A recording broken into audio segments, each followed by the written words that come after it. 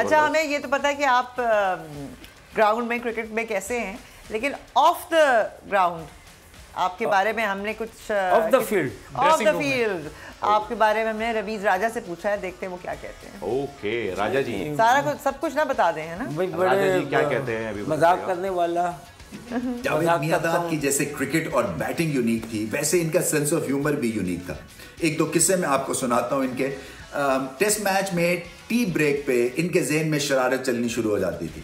क्या करते थे कि वेटर से अपने लिए गर्मा गर्म चाय का कप मंगाते थे। वो बेचारा जब लेके आता था तो उसमें छोटे चाय का चम्मच डबो देते थे, उसको खूब गर्म होने देते थे और निकालते थे जब उसमें से भाप उठ रही होती थी, और जाके प्लेयर्स के हाथों पे लगाना शुरू करते थे, किसी के बाजू पे, किसी के गर्दन के पीछे। तो वो कर्रा के चीख मार के उठ जाता था कि ये क्या हो गया एकदम से, क्योंकि रेस्ट के चक्कर में आए होते थे 2 घंटे के फील्डिंग सेशन के बाद। मगर जावेद मियांदाद किसी को रेस्ट करने नहीं देते थे और हमेशा कुछ ना कुछ करने के चक्कर में होते थे। प्रैक्टिकल जोकर थे।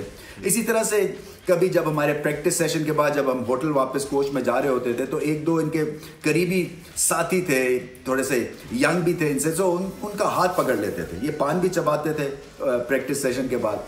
तो कहते थे देख मैं तेरी किस्मत का हाल तुझे बताता हूँ, और पीक फेंक देते थे। वाह वाह वाह वाह, ये बड़ी अच्छी चीज है। ये कह रहे हैं किस्मत का हाल बताते पान की पिचकारी जो है वो भाई वजूद पान से है मेरी कायनात में रंग। क्या बात है, बेहतरीन। उस वक्त हमारे टाइम में मस्तियाँ चलती रहती और ये होनी चाहिए, सब टीम साथ होती थी। और इतनी यानी कि जितनी पॉपुलर आज है उस वक्त नहीं थी इतने। मगर ये था कि क्रिकेट खेलते तो लंबे लंबे टूर होते थे, 2-2 3-3 महीने का हर एक कोई अच्छे टूर होते थे, तो लड़के एंजॉय करते थे। तो एंजॉय करना चाहिए। आप देखें अब ऐसा लग रहा है क्रिकेट बड़ी हो गई है, लड़के भी मगरूर हो गए हैं।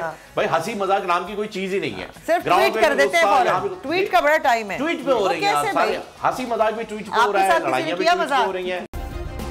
सब्सक्राइब करें और बेल दबाएं ताकि कोई खबर रह न जाए।